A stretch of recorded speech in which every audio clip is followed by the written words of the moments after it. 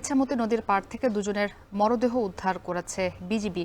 এ বিষয়ে আরও জানাতে সেখান থেকে আমাদের সঙ্গে যুক্ত হয়েছে সহকর্মী রিপন হোসেন। রিপন, নিহতদের বিষয়ে তাদের পরিবার কি বলছে জানাবেন, এবং বিজিবির পক্ষ থেকে কোনো বক্তব্য পাওয়া গেছে কিনা এই বিষয়ে?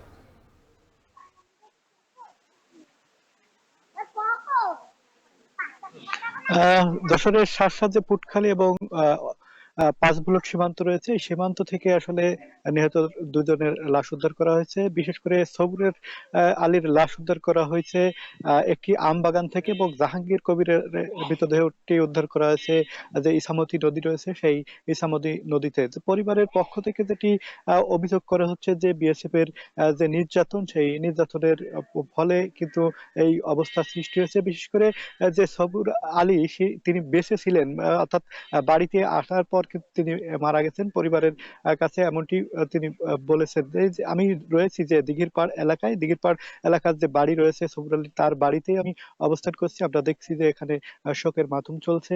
আমরা এলাকাবাসীদের সাথে কথা বলেছি, তারা বলছেন যে যদিও তারা অপরাধ করে থাকে তাহলে তাদের আইনের মাধ্যমে বিচার করা হোক, তবে এভাবে নৃশংসভাবে পিটিয়ে আহ, হত্যা করা আসলে কতখানি আইনের আইনের ব্যত্যয় ঘটেছে কি সেটি তদন্ত করে বিচারের ব্যবস্থা করা, এমনটি কিন্তু তারা দাবি করেছেন।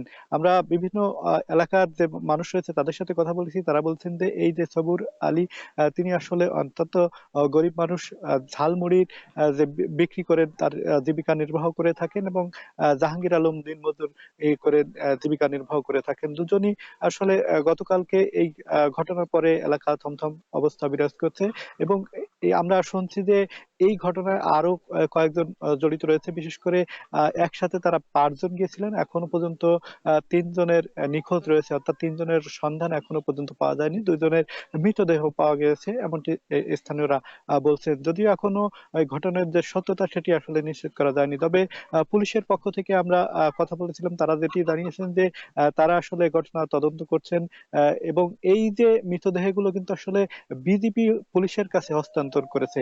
সেক্ষেত্রে আরো ঘটনা যদি সীমান্তে যে ঘটে থাকে, সেক্ষেত্রে বিজিবির পক্ষ থেকে আসলে সঠিকভাবে কিছু বলা হচ্ছে না। তারা বলছেন যে মৃতদেহগুলো পাওয়া গেছে, অজ্ঞাত অবস্থায় পাওয়া গেছে, পরে আসলে তাদের তদন্ত করে নাম ঠিকানা বের হয়েছে। এই ক্ষেত্রে সামনে তদন্ত করে আসলে যে ব্যবস্থা সেটি নেওয়া হবে। আমরা এলাকায় রয়েছি, যে এলাকার দিঘির পাড় এলাকায়, এখানে আমরা দেখছি যে দিনারি দিনারা মানুষগুলো আসলে খুবই অসহায় ছিল। যে ঘরটি রয়েছে সেই ঘরটি একদম আহ মেটে ঘর, শুধু উপরে টিন রয়েছে, বেড়ার ঘর রয়েছে। আহ, নিতান্ত গরিব মানুষ এমনটি আসলে দেখা যাচ্ছে।